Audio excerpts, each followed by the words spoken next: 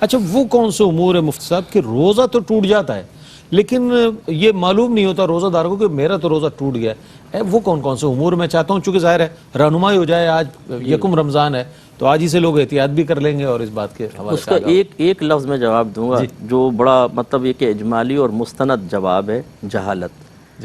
ہمارے ہاں جہالت اتنی زیادہ ہے جس کی بنا پہ روزے چلے جاتے ہیں۔ مثال کے طور پہ اذان کے بیچ میں کھانا پینا، اچھا، اور اتنے استقامت پذیر اور جرأت مند مسلمان ہے کہ اگر آپ سمجھائیں کہ بھئی اذان فجر تو فجر کے وقت میں ہی دی جائے گی، اس سے پہلے نہیں، اور فجر کا وقت تو سحری بند ہونے کے بعد ہی ہوتا ہے، تو گویا کہ آپ نے فجر کے وقت میں کھایا پیا تو سحری بند ہونے کے بعد کھایا، آپ کو روزہ نہیں ہوگا۔ بڑوں کو دیکھا کرتے ہوئے لاؤ دودھ کا گلاس، وہ پی لیا صاحب، انہوں نے ماننے کے لیے تیار نہیں۔ اتنے میسج آتے ہیں صاحب گھر والوں کو سمجھا کے تھک گئے، یہ جہالت ہے۔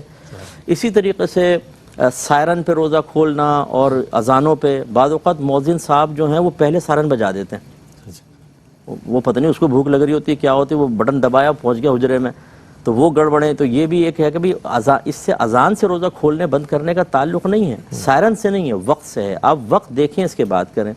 اسی طریقے سے ایک صاحب نے کہا میں منہ میں پان رکھ لیتا ہوں، پی کے اندر نہیں جانے دیتا، وہ باہر پھینکتا رہتا ہوں۔ اعلیٰ حضرت رحمۃ اللہ علیہ نے فرمایا کہ چاہے منہ میں رکھے، یہ اس کے ذرات غیر محسوس طریقے سے حلق میں اتر جاتے ہیں، روزہ ٹوٹے گا۔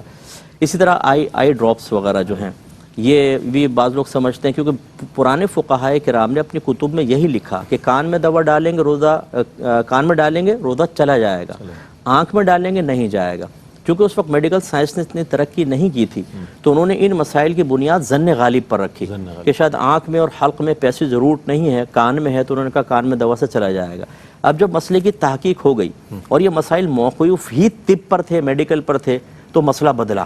اگر وہ فقہا بھی آج ہوتے تو یہی فرماتے کہ آئی ڈراپ سے روزہ ٹوٹ جائے گا، کان میں دوا ڈالیں گے، جب تک کان کا پردہ سلامت ہے نہیں ٹوٹے گا۔ اب اس میں بعض اوقات آئی ڈراپ ڈال رہے ہیں، اور اس طرح انہیل کرنا، تو اس میں لکوڈ چونکہ دوا ہوتی ہے۔ ایک مجھے بھائی نے کویسچن کیا کہ وہ ان کو نیند نہیں آتی اور آکسیجن کی کمی ہوتی ہے، اس کی ایک بڑی وجہ یہ ہوتی ہے، تو اس میں ایک وہ آلہ لگاتے ہیں جس سے آکسیجن جاتی آتی رہتی ہے، تو پھر آرام سے نیند آ جاتی ہے۔ تو اب اس میں اگر لکوڈ دوا ہوگی تو روزہ ٹوٹے گا، حالت روزہ میں اگر کیا، اور لکوڈ نہیں ہے تو پھر نہیں ٹوٹے گا، ہوا تو ویسے آتی جاتی ہے۔ تو خلاصہ کلام یہ ہے کہ ہم بھائی بہنوں سے گزارش کرتے ہیں کہ تھوڑا سا ٹائم نکال کر اپنے دین کو بھی اہمیت دے کر اس کے مسائل سیکھ لیں، غلط فہمی سے بھی بچیں گے، ورنہ وہی بات جو میں اکثر کہتا ہوں، پپو پان والا ہے ٹیٹا دودھ والا، ہم وہ اپنے مسائل کا حل ان سے معلوم کرتے ہیں۔ جیسے وہ ایک صاحب نے 3 طلاقیں دے دی، تو وہ اماں پہنچ گئیں، کہہ رہی مسجد میں پہنچ گئی، ایک داڑھی والے مل گئے، کوئی حافظ صاحب وغیرہ ہوں گے، حافظ صاحب بچے نے 3 طلاقیں دے دی، انہوں نے کہا 60 مسکینوں کو کھانا کھلاؤ، سب ختم ہو جاتا ہے۔ وہ گئی 60 مسکینوں کو کھانا کھلایا، بہو کو جا کر کہا بھیجو بھائی، ہم نے پوچھ لیا، مولوی صاحب تھے ادھر بھی، سارے امام اعظم ابو حنیفہ کے شاگرد تھے، انہوں نے کہا اچھا یہ بات ہے، لے جاؤ بچی کو۔ کئی سال تک زنا ہوتا رہا، پھر انہوں نے پوچھا، پھر ان کو بتایا کہ بھئی 3 طلاق کے بعد تو یہ کفارے کا تصور ہی نہیں ہے۔ یہ وہ جہالت ہے، علم سیکھ لیں، ساری زندگی کے لیے امن رہے گا۔ کیا بات، کیا بات۔